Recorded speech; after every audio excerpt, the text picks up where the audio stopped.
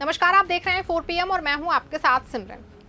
दोस्तों, खुद को सबसे मजबूत लोकतंत्र बताने वाले अमेरिका में वोटिंग मशीनों की धांधली का गंदा खेल सामने आया है। दावा किया जा रहा है कि डोनाल्ड ट्रंप ने कमला हैरिस की जीत को कथित तौर पे चुरा लिया है। हालांकि इस खबर के वायरल होते ही हड़कंप मच गया है। एक और जहां ट्रंप सरकार सवालों के घेरे में आ गई है, तो वहीं ट्रंप का माई फ्रेंड वाला कनेक्शन पे भी सवाल खड़े होने शुरू हो गए हैं। ऐसे में कमला हैरिस की जीत के दावों में कितनी सच्चाई है, कैसे अमेरिका ने ट्रंप सरकार बुरी तरह से फंसती जा रही है, ये सब कुछ मैं आपको अपनी इस रिपोर्ट में बताने वाली हूँ। साथ ही इस पर भी चर्चा करेंगे कि अमेरिका चुनाव में धांधली से पीएम मोदी और ट्रंप को क्यों जोड़ा जा रहा है। दोस्तों, साल 2024 का अमेरिकी राष्ट्रपति चुनाव एक तमाशा बन गया। डोनाल्ड ट्रंप ने कमला हैरिस को हरा के व्हाइट हाउस पे कब्जा जमा लिया। लेकिन सच्चाई क्या है? सोशल मीडिया और कई विश्वसनीय स्रोत चीख चीख कर कह रहे हैं कि कमला हैरिस की जीत को वोटिंग मशीनों की धांधली ने ट्रंप की जीत में बदल दिया। ये कोई छोटा मोटा इल्जाम नहीं, बल्कि लोकतंत्र की हत्या का खुला ऐलान है। खास तौर पे न्यूयॉर्क के रॉकलैंड काउंटी में ये सनसनीखेज मामला सामने आया है। रॉकलैंड जो न्यूयॉर्क शहर से महज 30 मील दूर है, वहां एक मुकदमा दायर हुआ है जो ट्रंप की तथाकथित जीत की पोल खोल रहा है। याचिकाकर्ताओं ने कोर्ट में चिल्ला के कहा कि इलेक्ट्रॉनिक वोटिंग मशीनों में घपलेबाजी हुई है। कुछ मशीनों ने वोटों की गिनती में गड़बड़ी की है और कई वोटरों के वोट गलत उम्मीदवार के खाते में डाल दिए गए हैं। ये क्या मजाक है? क्या अमेरिका का लोकतंत्र इतना कमजोर हो गया है कि मशीनें तय करेंगी कि सत्ता किसकी होगी? रॉकलैंड काउंटी का ये मुकदमा इसलिए अहम है क्योंकि अमेरिका में डोमिनियन और ES&S जैसी कंपनियों के वोटिंग मशीनें हर चुनाव में इस्तेमाल होती हैं।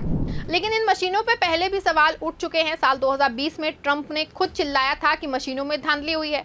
अब जब उनकी जीत पे उंगली उठ रही है, तो वो चुप क्यों है? क्या ये ट्रंप का माई फ्रेंड वाला दाव है? तथ्यों की बात करें तो अमेरिका में वोटिंग मशीनों को ऑफलाइन रखा जाता है और पेपर बैकअप जैसे उपाय भी हैं।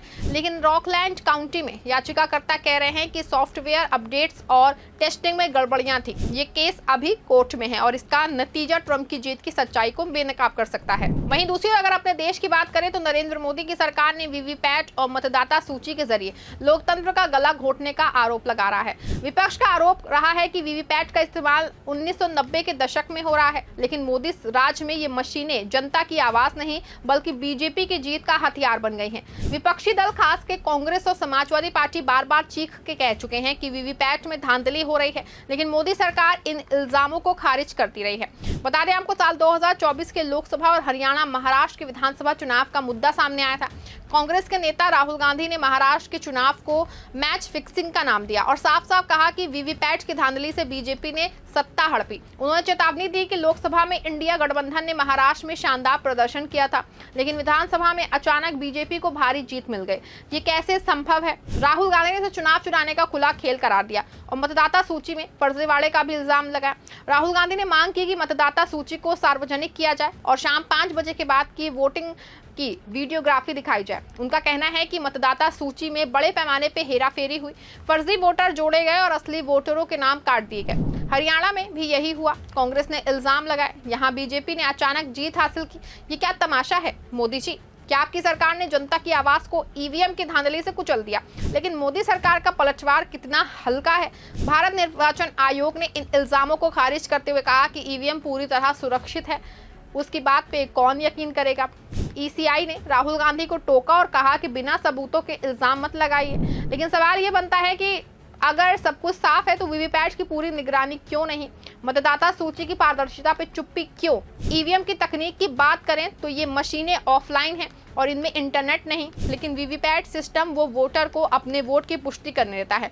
उसकी गिनती पूरी क्यों नहीं होती? विपक्ष का कहना है कि वीवीपैट और ईवीएम के नतीजों में गड़बड़ी है और ये प्रक्रिया पारदर्शी नहीं।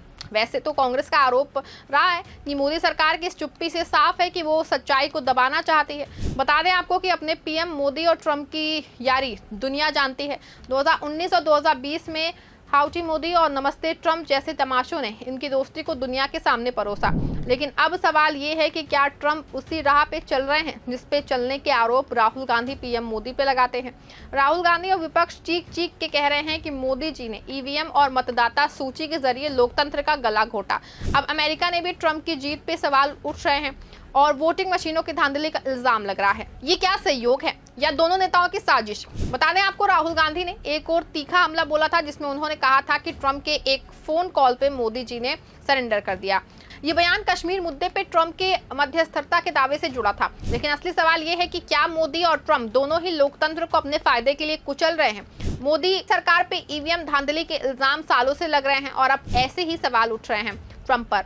क्या ट्रंप ने भी अमेरिका में वही गंदा खेल खेल रहे हैं? तथ्यों की बात करें तो ईसीआई बार बार कहता है कि ईवीएम में छेड़छाड़ संभव नहीं, लेकिन जनता को बेवकूफ बनाना बंद करो। मोदी जी, अगर सब कुछ साफ है तो वीवीपैट की पूरी निगरानी करो, क्योंकि अमेरिका में भी वोटिंग मशीनों की जांच के कड़े नियम होने का दावा है, लेकिन रॉकलैंड काउंटी का मुकदमा साफ दिखाता है कुछ तो गड़बड़ है। बता दें आपको कि भारत में ईवीएम और मतदाता सूची से जुड़े कई मामले सुप्रीम कोर्ट और हाई कोर्ट में धूम फाक रहे हैं। 2001 से लेकर 2017 तक मद्रास, केरल, दिल्ली, कर्नाटक और उत्तराखंड जैसे हाई कोर्ट में ईवीएम की विश्वसनीयता को चुनौती देने वाली याचिकाएं दाखिल हो चुकी हैं। कुछ मामले अभी भी लंबित हैं, जिनमें वीवीपैट की पूरी निगरानी और मतदाता सूची की पारदर्शिता जैसे सवाल शामिल हैं।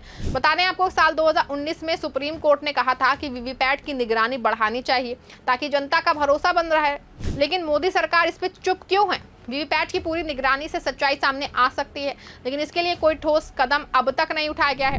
बता दें आपको, मतदाता सूची में फर्जी नाम जोड़ने और असली वोटरों के नाम काटने के इल्जामों से जुड़े केस भी कोर्ट में हैं, लेकिन अभी इस पे फाइनल डिसीजन नहीं आया है।